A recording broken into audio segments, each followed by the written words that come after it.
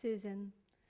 In 1980, it's a long time ago now, you published your first book, Translation Studies. Why did you write it? Why did you want to write on translation? Why did translation become so central in your writing, in your thinking, in your life? Well, the answer to that, Siri, is that from being a very small child, I always had more than one language in my head. And that's because as a little girl, when I began to speak, I was born in England and then we moved to Denmark. And so I learnt Danish. So I had English and Danish as a very little girl. Then we moved to Portugal and the Danish got sort of pushed back a bit and the Portuguese came in. And then I moved to Italy, and in Italy I began to go to scuola media, and then I began to learn languages formally.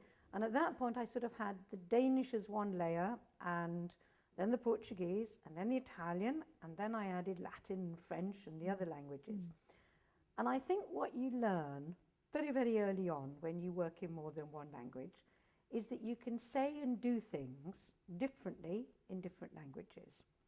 You learn that there are things, for example, that you can't talk about or that come more easily in one language or in another. You become aware, I mean, for example, I know that sometimes I dream in different languages, and I know I do because I can remember phrases and I can remember things. So the point that I'm trying to make is there had always been in my head a kind of multilingual activity. And when I was a young lecturer, after I finished my first degree, I got a job in Rome working with Agostino Lombardo. And he was absolutely wonderful, and he gave me some translation work. And one of the very first things I did was a book by Giulio Carlo Argan, who later became mayor of Rome, on the Renaissance city. And so my very first real publication was a translation. And I did a lot of translations, I did creative writing, but it wasn't until I met up with André Lefebvre, Itamar Ibn Zohar, José Lambert, a whole group of people all interested in thinking theoretically about translation, that it ever really entered my mind that I could view this as somehow academic, because my university degrees had been in English and Italian literature, mainly medieval. And so I didn't really, well, I wasn't intending to be a translation specialist. Translation was something I did. And then meeting this group, I think for me that was a real revelation. And we met at a conference in Norwich in 1975, and everybody was protesting about the state of comparative literature and what was seen as a very sort of overly formalist approach. And we just met up and we had a few drinks together and we got together, and then there was a conference organized the following year in Leuven. And then all of a sudden I found that I was talking to people about translation, and I was having to theorize my life, if you like. I was having to think about the languages that had been in my head and how I might, in a sense, map the academic studies that I'd done in literature and language, because I did philology as well as linguistics. How could I map that onto my life experience? And then by one of those really, I suppose, happy coincidences, in 1977, just around this time, Terence Hawkes, the great English, well, I should say Welsh Shakespearean scholar, he founded a series of books for Routledge called New Accents. And the idea was that this would be a whole series of books that would introduce to students and general readers all the new thinking in literary studies. So Terry's own book was called Structuralism and Semiotics. And there was to be something on deconstruction and something on gender studies and basically because if you remember, I mean, you probably don't because you're too young, but what was happening then is that there were so many new theories coming in, and sort of every week somebody would, Derrida was writing and there were things happening all over the place. And I wrote to Terry and said, would he be interested in a book on translation? And he was deeply skeptical at first. And he said, Too early. you know, why translation? And funnily enough, I saw him again this summer. He's in his 80s now, and we reminisced about this. And he told me his version. And he said his version was that after meeting me, we met on a station in a cafe.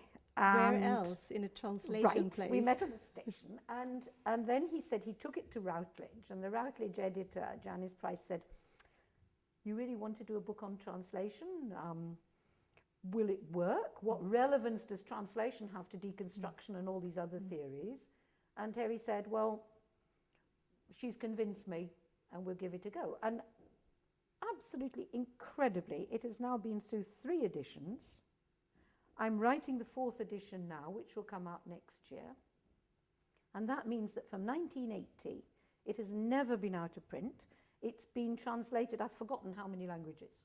I think it's something like 15 languages. And it sells probably more copies now than when it came out. So that's the story. It's the story of my life, and convincing Terry Hawkes and having the book in that series at that moment. So it's all about timing.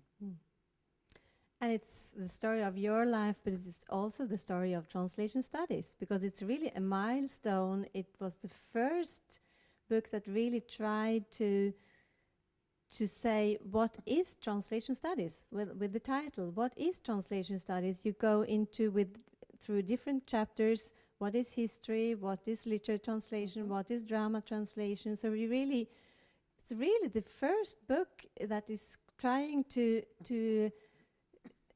show what this discipline in its early years, what was it going to be, really? I think that's right, but that's because of the purpose of that series. The series was, excuse me, the series was to write very easily accessible books for students and young academic staff. And so what I had to do was, in a sense, to translate complex linguistic theories and other theories into a text that would be readable. And I think that's why the book has done so well, because I do remember at the time that with my very dear friend André Lefebvre, André said to me, "You know, there's a lot of people who feel that the work that you do and the work that I do is dumbing down, because we're writing in a way that is very accessible." And Mika Baal, the narratologist, wrote to me, and she said, "You've written a book of theory that reads like a novel." And I thought, that's what I wanted to do. I wanted to make it accessible. Yeah. Because to me, if theories are too abstract and inaccessible, then first of all, very few people can access. But secondly, and I think probably more important, a group of people end up talking to themselves. Yes. And I didn't want to talk to myself. I wanted to talk to a lot of people. And that's, I'm sure, the reason also why the book is still selling, because now you can really change or choose among hundreds of books on translation. But your book is still selling because it's accessible too. And accessible is not for dummies. It's not simple. It's telling something important, but with the words and that are comprehensible and accessible to students and scholars too. Well, that's what I tried to do. I mean, all my work is trying to make things accessible. I don't believe in using an esoteric language, and I don't believe in writing in such a way that only a very small number of people can actually access it. I think, and in a sense, I suppose, you could almost say that translation studies the book is a kind of translation. Yes. It's a translation of a vast mass of literary linguistic theory, semiotic theory as well, into a very accessible language. Definitely, yes. So it's very, very important. You were mentioning André Lefebvre, and if we follow your story, one of the next books was the book you made or edited together with him, Translation, History and Culture, that came out in 1990, 10 years after the first one. It's a completely different book because it's also anthology. Yeah.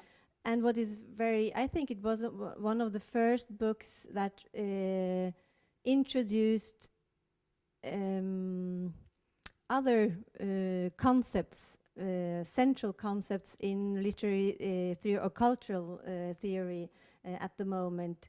One of the first books that mentioned gender in connection to translation. One of the first books, or maybe the first book, that mentioned post-colonialism and translation, media and translation. So many central concepts that now have been developed in this huge discipline. So it was a milestone in another way. I would like you to tell me or to say something about the book and also about your collaboration, close collaboration and friendship with André Lefebvre. Right, well, André and I, we just hit it off personally. We got on very, very well. I mean, I got on well with the whole group, with José Lambert, with Gideon Toury, so we all got on. But André and I had a kind of, I don't know, I think we shared a sense of humour and we got on very, very well. And André had left Belgium and gone to the States. And then we organised a conference in 1988 in Warwick. And it was organised, André was helping me, and also it was organised with my colleague David Wood, who was in philosophy then at Warwick. And it was a crazy idea. It was a conference we called Writing the Future. And I can't remember, but I think we had well over 250 papers. It was enormous. We had people from all over the world. And it was really David with his ideas about philosophy and me with translation and comp lit and narratology. And we began to get, when we first advertised this, we began to get people who wanted to give papers coming from theological departments, from anthropology, from literary studies. And so that was really, really interesting. And I think a number of publications came out of the writing. There was, as you know, in the English-speaking world, you don't do conference proceedings, so there wasn't a conference proceeding. But what André and I then thought was we had a number of very interesting papers on translation. And so we thought maybe we could make a book. And we called it Translation, History, Culture, because it seemed to us, and I know this book has been generally heralded as bringing about the cultural turn in translation, but that was to us the most important thing at the time, that we thought translation was demonstrably about language, but about much more than language in context, cultural issues. I remember one of the papers in that volume that I was particularly pleased to have was by a very good friend who sadly now has died, Vladimir Matsura from the Czech Academy of Sciences. And what Vladimir was looking at was nationalism and translation in the 19th century in the Czech context. Well, he was writing just about the Czech context, but I think out of that essay came enormous possibilities for thinking about translation and the emerging nation state. You know, and I mean, he I think in many ways that was a pioneering essay. And there were a number of other essays in that book that we liked enormously. We could have published a lot more, but we actually focused on those. And as you say, it did introduce questions of gender, nationalism, the beginnings of post-colonialism. It brought about a whole number of different avenues that were then followed.